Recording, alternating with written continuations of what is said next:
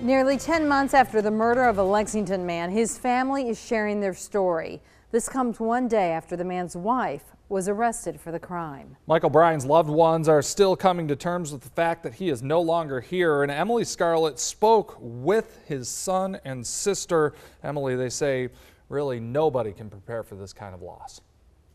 That's right, Greg, Dondi. Lexington police say Michael Bryan was killed while lying in bed just days after Thanksgiving last year. His family tells me he and Kimberly had been married for 8 years, but they never saw any signs of any trouble.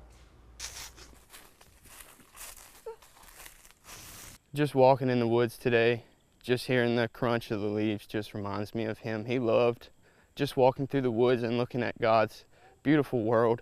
Michael Bryan's family says he was a man who loved God, his family, and the great outdoors. He could do just about anything. I can remember him riding a unicycle.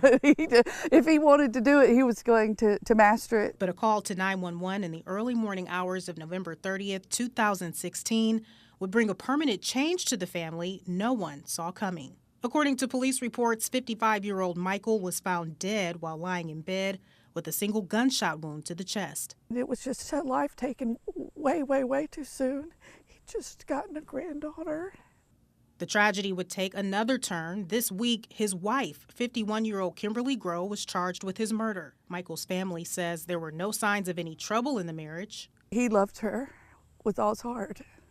Losing Michael is something the family is still working to live with. My mother is 84. She's had a lot of hard things in her life, but this has rocked her world. And I was so afraid she would die of a broken heart. He did always tell me that life was short and to take advantage of it. And one thing I can say with confidence is that he did that with his life. Kimberly Grow is being charged with murder and possession of a weapon during a violent crime. She's being held at the Lexington County Detention Center. Michael's family tells me they really feel like they've lost 2 family members in the situation. They're just hoping to get to the truth. Live in the studio, Emily Scarlett, WIS News 10.